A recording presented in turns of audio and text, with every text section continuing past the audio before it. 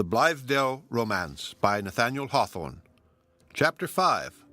Until Bedtime. Silas Foster, by the time we concluded our meal, had stripped off his coat and planted himself on a low chair by the kitchen fire with a lapstone, a hammer, a piece of sole leather, and some waxed ends in order to cobble an old pair of cowhide boots, he being, in his own phrase, something of a dab, whatever degree of skill that may imply, at the shoemaking business. We heard the tap of his hammer at intervals for the rest of the evening. The remainder of the party adjourned to the sitting room. Good Mrs. Foster took her knitting work and soon fell fast asleep, still keeping her needles in brisk movement, and, to the best of my observation, absolutely footing a stocking out of the texture of a dream. And a very substantial stocking it seemed to be. One of the two handmaidens hemmed a towel, and the other appeared to be making a ruffle for her Sunday's wear out of a little bit of embroidered muslin which Zenobia had probably given her. It was curious to observe how trustingly and yet how timidly our poor Priscilla betook herself into the shadow of Zenobia's protection.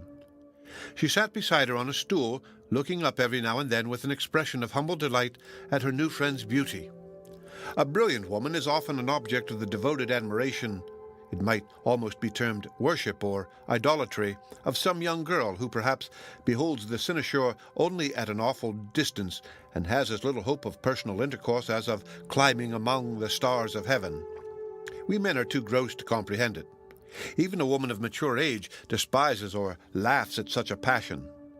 There occurred to me no mode of accounting for Priscilla's behavior except by supposing that she had read some of Zenobia's stories, as such literature goes everywhere, or her tracts in defense of the sex, and had come hither with the one purpose of being her slave.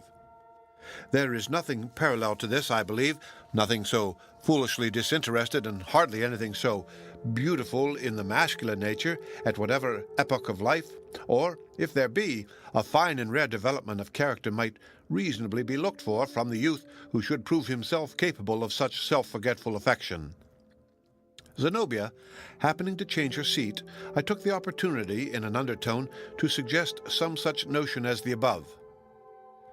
"Since you see the young woman in so poetical a light," replied she, in the same tone, "you had better turn the affair into a ballad. It is a grand subject and worthy of supernatural machinery. The storm, the startling knock at the door, the entrance of the sable knight Hollingsworth, and this shadowy snow maiden who, precisely at the stroke of midnight, shall melt away at my feet in a pool of ice-cold water and give me my death with a pair of wet slippers. And when the verses are written and polished quite to your mind, I will favor you with my idea as to what the girl really is." "Pray, let me have it now," said I. "It shall be woven into the ballad." "She is neither more nor less," answered Zenobia, "than a seamstress from the city, and she has probably no more transcendental purpose than do my miscellaneous sewing, for I suppose she will hardly expect to make my dresses." "How can you decide upon her so easily?" I inquired. "Oh, we women judge one another by tokens that escape the obtuseness of masculine perceptions," said Zenobia. "There is no proof which you would be likely to appreciate except the needle marks on the tip of her forefinger.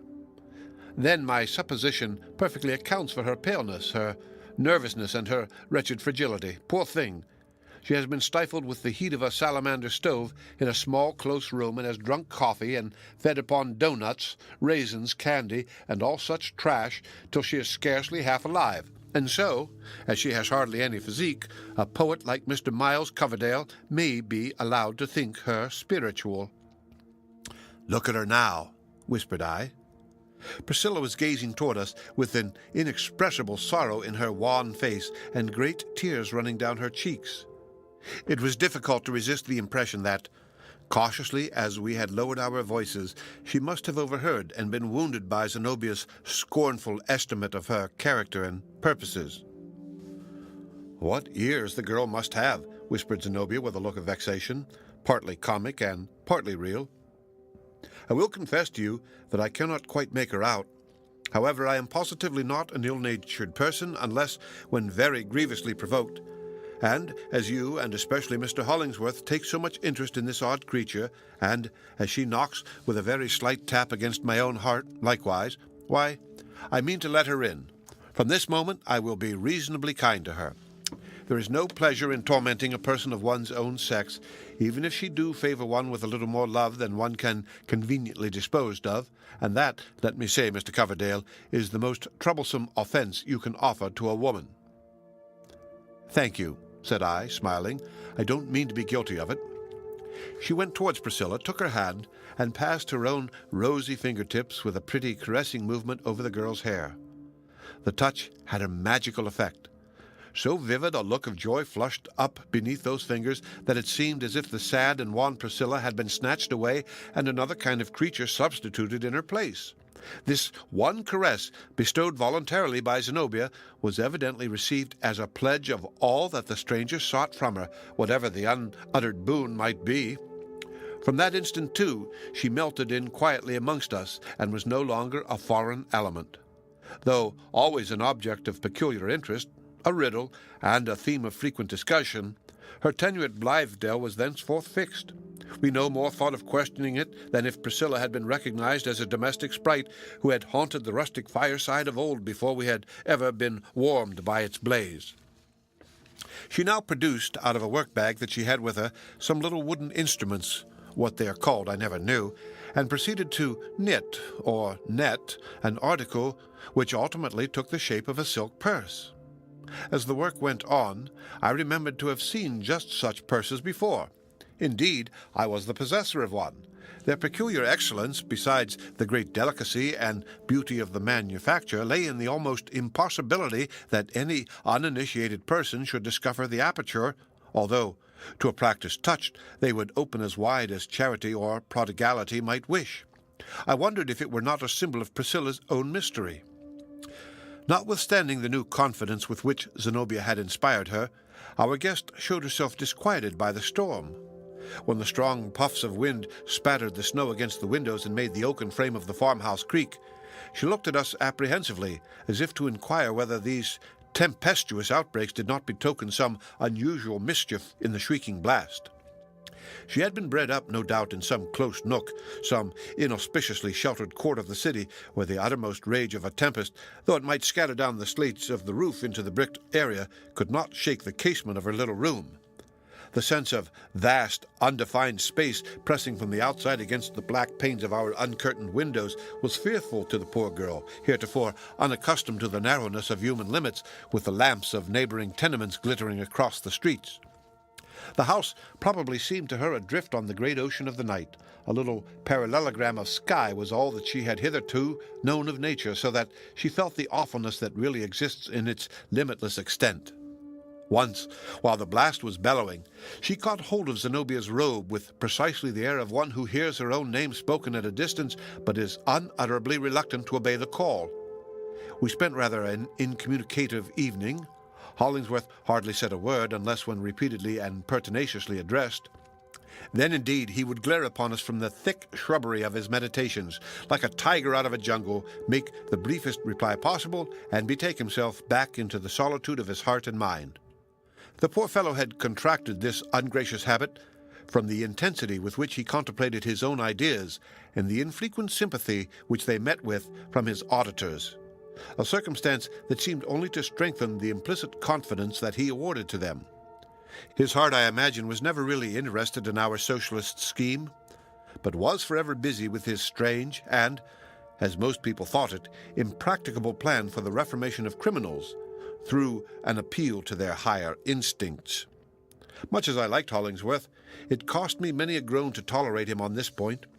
He ought to have commenced his investigation of the subject by perpetrating some huge sin in his proper person and examining the condition of his higher instincts afterwards. The rest of us formed ourselves into a committee for providing our infant community with an appropriate name, a matter of greatly more difficulty than the uninitiated reader would suppose. Blithedale was neither good nor bad. We should have resumed the old Indian name of the premises had it possessed the oil and honey flow which the aborigines were so often happy in communicating to their local appellations, but it chanced to be a harsh, ill-connected, and interminable word which seemed to fill the mouth with a mixture of very stiff clay and very crumbly pebbles. Zenobia suggested sunny glimpse as expressive of a vista into a better system of society. This we turned over and over for a while, acknowledging its prettiness, but concluded it to be rather too fine and sentimental a name, a fault inevitable by literary ladies in such attempts, for sunburnt men to work under. I ventured to whisper Utopia, which, however, was unanimously scouted down, and the proposer very harshly maltreated, as if he had intended a latent satire. Some were for calling our institution the Oasis, in view of its being the one green spot in the moral sand waste of the world, but others insisted on a proviso for reconsidering the matter at a 12-month's end, when a final decision might be had whether to name it the Oasis or Sahara. So, at last, finding it impracticable to hammer out anything better, we resolved that the spot should still be Blithedale as being of a good augury enough. The evening wore on, and the outside solitude looked in upon us through the windows, gloomy, wild, and vague like another state of existence, close beside the little sphere of warmth and light in which we were the prattlers and bustlers of a moment. By and by, the door was opened by Silas Foster with a cotton handkerchief about his head and a tallow candle in his hand. "Take my advice, brother farmers," said he, with a great, broad, bottomless yawn, "and get to bed as soon as you can. I shall sound the horn at daybreak, and we've got the cattle to fodder and 9 cows to milk, and a dozen other things to do before breakfast." Thus ended the first evening at Blithedale. I went shivering to my fireless chamber with the miserable consciousness, which had been growing upon me for several hours past, that I had caught a tremendous cold, and should probably awaken at the blast of the horn a fit subject for a hospital. The night proved a feverish one. During the greater part of it I was in that vilest of states when a fixed idea remains in the mind, like the nail in Sisera's brain, while innumerable other ideas go and come and flutter to and fro, combining constant transition with intolerable sameness. Had I made a record of that night's half-waking dreams, it is my belief that it would have anticipated several of the chief incidents of this narrative, including a dim shadow of its catastrophe.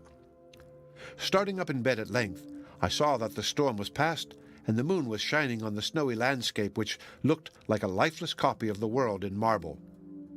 From the bank of the distant river, which was shimmering in the moonlight, came the black shadow of the only cloud in heaven, driven swiftly by the wind, and passing over meadow and hillock, vanishing amid tufts of leafless trees, but reappearing on the hither side until it swept across our doorstep. How cold in Arcadia was this! The end of Chapter 5.